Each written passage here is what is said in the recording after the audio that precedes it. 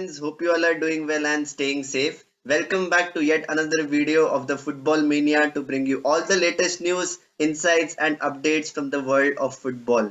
I just can't thank the footballing gods enough. It has been yet another grand spectacle when you talk about the Premier League.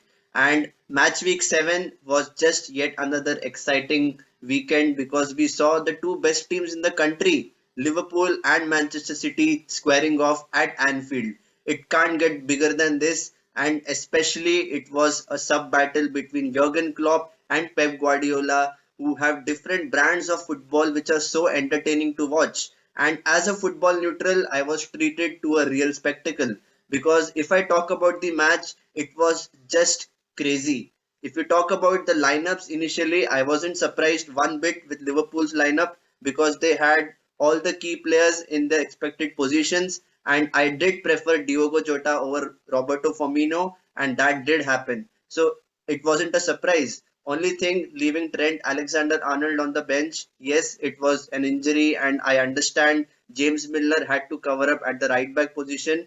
And to be honest, Manchester City didn't start the way they start matches. They didn't press high enough. They were inviting Liverpool to, actually dominate possession and, create those chances and actually press Manchester City higher up the pitch. That was the initial tactic which was working for Jurgen Klopp. And if you had seen Pep Guardiola on the sideline, he was furious with his players because as a team, Manchester City are known for dominating possession and pressing.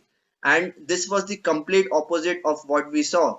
The likes of Kevin De Bruyne, Jack Grealish, and all the other attacking players were not just up for it in the first 15 minutes. And you know, I don't know what happened suddenly after Liverpool lost some possession during the middle of the first half. Manchester City pressed at least 20 yards further up the pitch, and that allowed the likes of Phil Foden to run behind James Milner, and he had him on toast. If you look at the match in the first half, all the chances which Manchester City created came from the left hand side, and Phil Foden was instrumental in most of them, and his partnership with Joao Cancelo was a big treat to watch because both of them linked up well, and Milner was having lots of problems.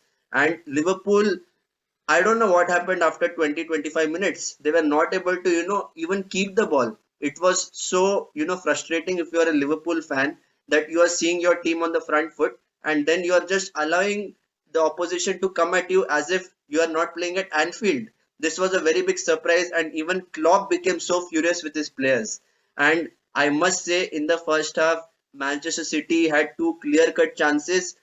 Phil Foden could have scored if he had dinked the ball over Allison, and it could have been 1-0. And one more thing, very important, Ederson is a goalkeeper who is no more than a playmaker because every time he kicks the ball long, it always finds the feet of a striker and it creates a goal scoring opportunity. So they have a goalkeeper who is a real playmaker. So I was really excited to see the way Manchester City transformed their game during that first half.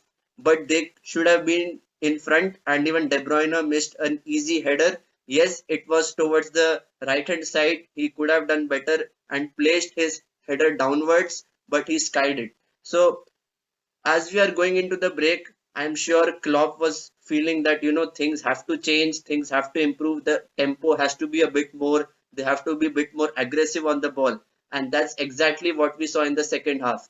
Liverpool came as a transformed team. They were always on the front foot. They were pressing Manchester City in their own defensive area. The likes of Rodri was not getting time to turn and make those incisive passes. The midfield, Jordan Henderson was trying to press and close down the space. And even if you saw Curtis Jones was further up the pitch. That's usually not what we see in normal matches. And it was something which Liverpool had really thought about and executed it to perfection in the first 15 minutes of the second half. And it was not a big surprise that Liverpool, with the press which they were having, could anytime score. And eventually, Mo Salah, what a player! His 1-2 with the likes of Fabinho, I think it was, and then he went through and gave a perfect through pass to Sadio Mane. Sadio Mane makes it 1-0, and you are thinking yes, Liverpool have got their mojo back. And as the half progressed, you saw Manchester City were trying to dispossess Liverpool a lot, and they sort of broke their own rhythm.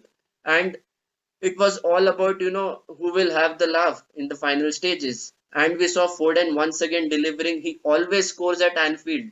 This guy is someone who just can't stop scoring in that stadium, and he once again proved to be a thorn in Liverpool's neck. He was someone who was constantly causing problems, and he made it 1-1. It was a brilliant finish. He just drove the ball forward and hit it so hard that Alisson had no chance.